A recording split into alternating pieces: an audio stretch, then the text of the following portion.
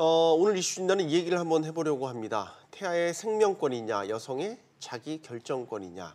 이 두 가지를 놓고 해묵은 논쟁을 이어오던 과제가 있습니다. 바로 낙태죄에 대한 얘기인데요.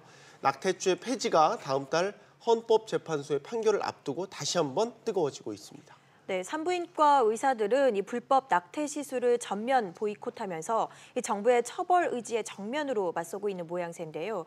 여성단체들은 이번에야말로 이 낙태죄 위원이 반드시 이뤄져야 한다면서 시위를 이어가고 있습니다.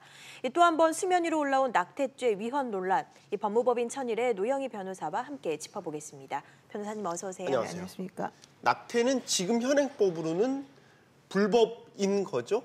네, 형법 269조하고 270조에서 규정을 하고 있는데요. 네. 269조에서는 그 여성이 여러 가지 방법으로 낙태를 한 경우에는 1년 이하의 징역이나 200만 원 이하의 벌금에 처하도록 되어 있고요. 270조에서는 의사가 그 여성의 낙태를 도와주게 되면, 즉 그걸 동의 낙태라 그러는데요. 네. 동의 낙태를 해주게 되면 2년 이하의 징역과 7년 이하의 자격정지를 병고하게끔 되어 있고, 만약에 비동의 낙태라고 해서 원하지 않는데 낙태를 시켰다거나 이렇게 되면 3년 이하의 징역과 7년 이하의 자격정지를 병고하게 되어 있습니다. 그러니까 실제 낙태를 하는 그 여성보다도 오히려 낙태를 시켜주는 의사에 대해서 더 처벌이 훨씬 더 높고, 특히 자격정지를 병고하고 있고 벌금이 없다는 점에서 의사단체에서 지금 전부 다 좀 이건 너무 부당하지 않냐 이런 얘기를 하는 거죠. 예민하게 받아들인 이유가 거기에 있을 것 네네. 같아요. 이 낙태죄 위헌 논란이 사실 하루 이틀 일이 아니고 굉장히 오래됐잖아요.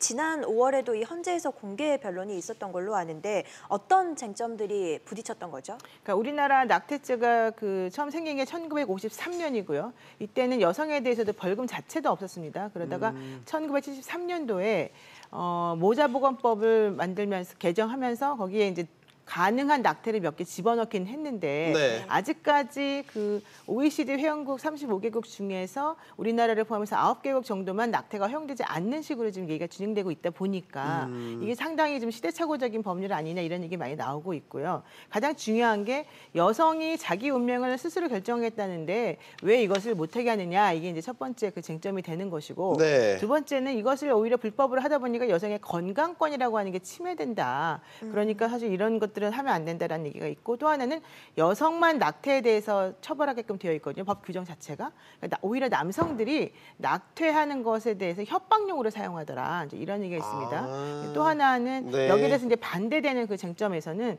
태아도 생명이고 아직까지 물론 그 출산에서 밖으로 나오지 않았지만 생명을 경시하는 풍조가 마련될 수 있기 때문에 이렇게 하면 안 된다. 이런 얘기를 지금 하고 있는 것이고요. 무분별한 그런 낙태 등으로 인해서 안 그래도 출산율이 저하되고 있는데 이런 식으로 하면 안 되지 않겠냐 얘기 있습니다. 근데 그 마지막 부분, 무분별한 낙태라든가 출산율 저하 문제는 네. 그럼 여성을 그러면 아기 낳는 도구로 사용하겠다는 뜻이냐, 또 이런 식의 네. 반발이 있기 때문에 네. 계속해서 첨예하게 대립되고 있는 거죠. 자, 좀 정리를 해봐야 될 것 같습니다. 일단 의사요. 최근에 네. 산부인과 의사들이 낙태죄에 대해서 전면 보이콧을 했단 말이죠. 일단 의사들의 입장은 뭔가요? 그러니까 의사협회가, 산부인과 의사협회가 두 가지로 나누어져 있는데요. 네. 한쪽은 직선제 협회장이 뽑힌 곳이 있고, 한쪽은 그렇게 이제 선출이 아니라 호선이라고 할까요? 이런 식으로 수대된 건가요? 예, 그런 네. 쪽이 있어요. 근데 지금 전면 거부하겠다라고 의사를 밝힌 곳은 직선제 회장이 있는 그런 협회예요. 1,500명 정도 되는 의사 선생님들이 있는데 네. 이분들이 지금 반대하는 이유 중에 하나는 원래 형법상으로도 그 낙태를 하게 되면 7년의 자격정지가 병가되어 있었고 기존에 자격정지 시켰다. 그런데 왜 갑작스럽게 행정처분으로 이것을 규칙으로 집어넣게 되느냐.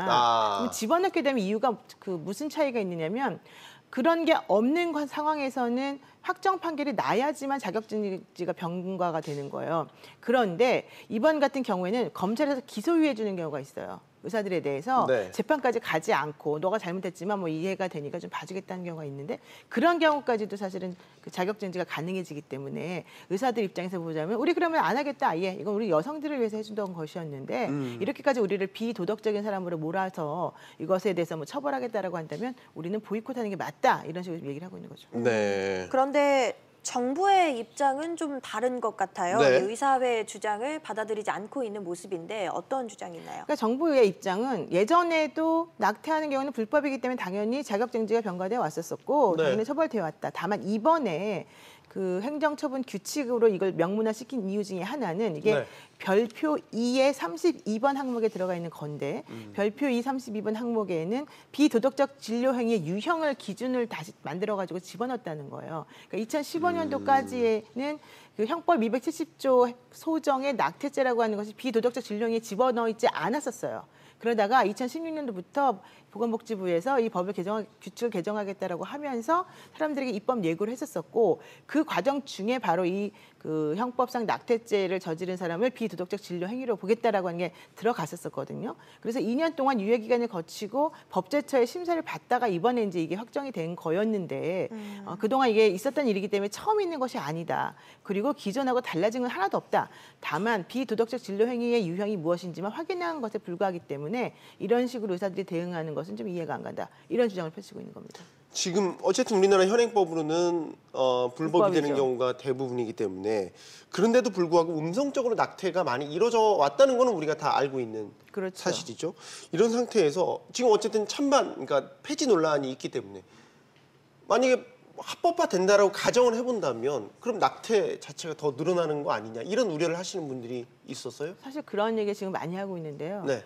그 오히려 의사들과 상의를 해서 낙태를 하기 전에 미리 임신을 예방하고 피임할 수 있는 상황을 만들 것이다. 이런 식의 지금 반론을 펼치고 있는 것이고요. 네. 보건복지부 추산으로는 한 해 낙태가 뭐 2010년도는 16만 건 정도 되고 뭐 최근 2016년도 중에는 20만 건 정도 된다라고 얘기하지만 네. 의사들 얘기는 실제 안 그렇다. 하루에 3천 건 이상씩 낙태가 이루어지고 있다. 그래서 연간 100만 건 이상이 사실 이루어지고 있는데 이런 상황에서 만약에 낙태를 계속해서 위헌이 그 불법이다라고 하게 되면 사람들이 점점 더 음성적으로만 이 낙태 시술을 할 수밖에 없게 되는 것이고 그렇다라고 한다면은 뭐 불법적인 낙태약을 먹고서 오히려 더 부작용이 생긴다거나 네. 브로커들이 기승을 부린다거나 이런 일이 벌어지면서 이 여성의 건강권이라고 하는 것이 상당히 심각하게 훼손될 수밖에 없지 않겠느냐.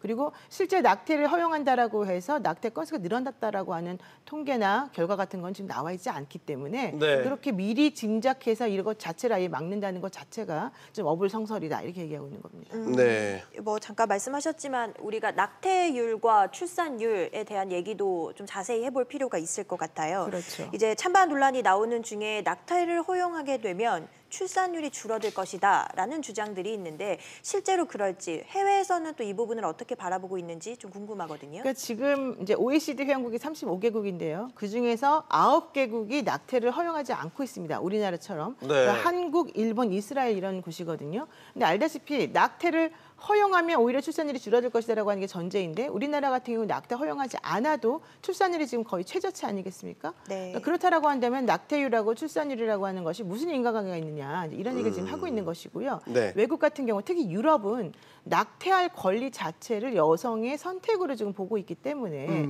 그 여성을 선택으로 보면서 낙태를 할 것인가 말 것인가 하는 문제와 출산율의 문제를 좀 생각해 봅시다 하면서 얘기하는 게 바로 유럽에서 그렇다면 출산율이 떨어졌습니까? 라고 물어보는 거예요. 그렇지 않다는 거예요. 오히려 그 출산율과 낙태의 문제가 아니라 아이를 낳았을 때 그 아이를 얼마나 엄마가 편안하게 키울 수 있게끔 환경을 만들어주느냐 이거와 관련이 있는 게 바로 출산율인 것이지 낙태를 하게 하냐 못하게 하냐가 출산율하고 직접적 연관관계가 있다고 볼 수는 없는 거다. 지금 그런 얘기가 나오는 거죠. 그럼 변호사님 보시기에는 지금 여성의 어떤 선택권에 대한 입장이 더 힘을 얻고 있다, 설득력을 얻고 있다 그렇게 보시는 거예요? 네, 점점 사실은 설득력을 더 얻어가고 있는 건데요. 사실은 2017년 11월에도 청와대 그 청원 게시판에 네. 그 낙태에 대해서 합법화를 요구하는 그런 움직임이 있었었고 이게 사실은 20만 명 이상 훌쩍 넘어서서 지금까지 이어지고 있는 거거든요. 네. 그렇다라고 한다면 외국 사례를 비춰보거나 요즘 사례를 비춰보거나 아이를 잘 낳아서 키우고 건강하게 만드는 것은 국가의 책임인 것이지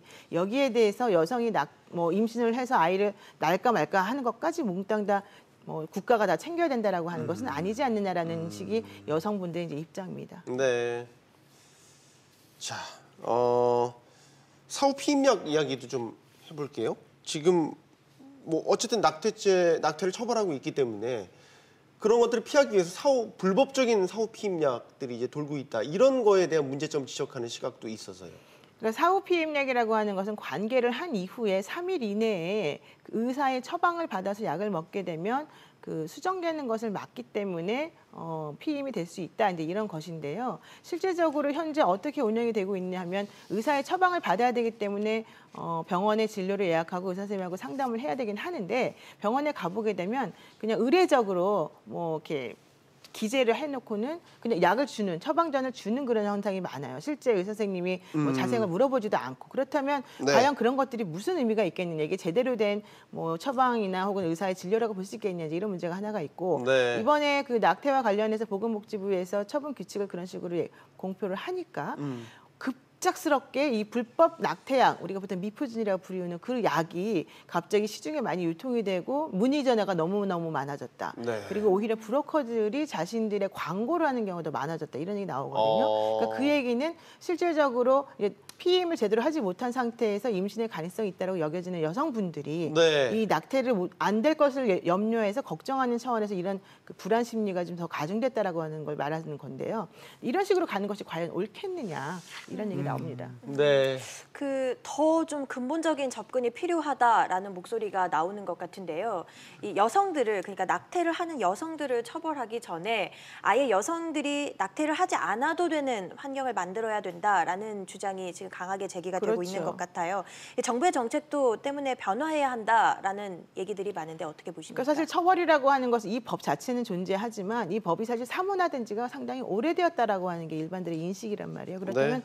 처벌 위주로 가는 것은 중요하지 않고 오히려 여성들이 아이를 마음껏 편안하게 낳고 기를 수 있는 환경을 만들어줘야 된다. 예컨대 결혼이라고 하는 걸 하지 않고 아이를 낳게 되면 그 여성에게 가해지는 여러 가지 눈총이나 따가운 시선들, 또 여성 혼자 아이를 키울 수 없게끔 만드는 구조적인 문제, 이런 것들이 해결되지 않는 상황에서 여성 보고 무조건 아이를 낳으라라고 하면서 낙태죄 처벌하겠다라고 하면 그게 말이 되느냐 이제 이런 얘기인 거고요. 2012년도에 헌법재판소에서 이미 4대4로 이 낙태와 관련된 합헌 결정이 났습니다. 네. 4대4로 낙태가 합헌이라고 하는 얘기가 나왔다는 것은 사실 5명만 이게 합헌이 아니라고 얘기하면은 합법이 아니고 위헌이 되는 거거든요. 네. 이 자체가. 네. 그렇다면 한 명의 그런 동의만 필요했다는 얘기예요. 근데 지금 현재 헌법재판소 재판관 2명의 성향이 바뀌었어요.